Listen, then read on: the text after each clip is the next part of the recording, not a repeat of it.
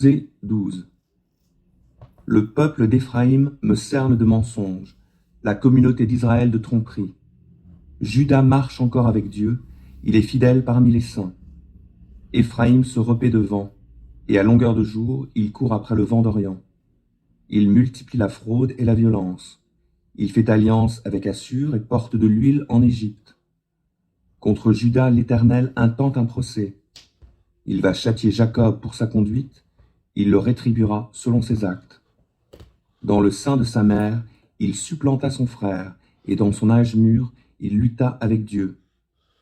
Il lutta avec l'ange et il sortit vainqueur, il pleura et le supplia.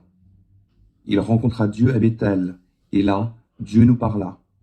C'est l'Éternel, Dieu des armées célestes, oui, l'Éternel. C'est ainsi qu'on parle de lui. Maintenant, ô Jacob, reviens donc à ton Dieu. Pratique l'amour et le droit, et compte en tout temps sur ton Dieu. Tout comme des Cananéens, ces gens tiennent en main des balances truquées, et ils se plaisent à frauder. Éphraïm dit, « Ah, je me suis bien enrichi, j'ai acquis de grands biens. Dans toutes mes affaires, on ne pourra trouver de faute qui serait un péché.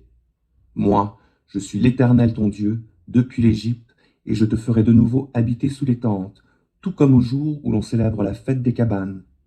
J'ai parlé aux prophètes, et je leur ai donné des révélations en grand nombre. Je parlerai encore en paraboles par des prophètes. Puisque Galaad est inique, il ne vaut plus grand-chose, car ils offrent en sacrifice des taureaux à Gilgal. Aussi leurs autels seront-ils réduits en des tas de décombres, dans les sillons des champs. Or, Jacob s'est enfui dans la plaine d'Aram. Israël a servi pour une femme, il s'est fait gardien de troupeaux. Or l'Éternel a fait sortir Israël de l'Égypte par un prophète.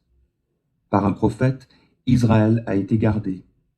Éphraïm a irrité Dieu amèrement. C'est pourquoi son Seigneur ne lui pardonne pas le sang qu'il a versé, et il lui revaudra le mépris dont il a fait preuve.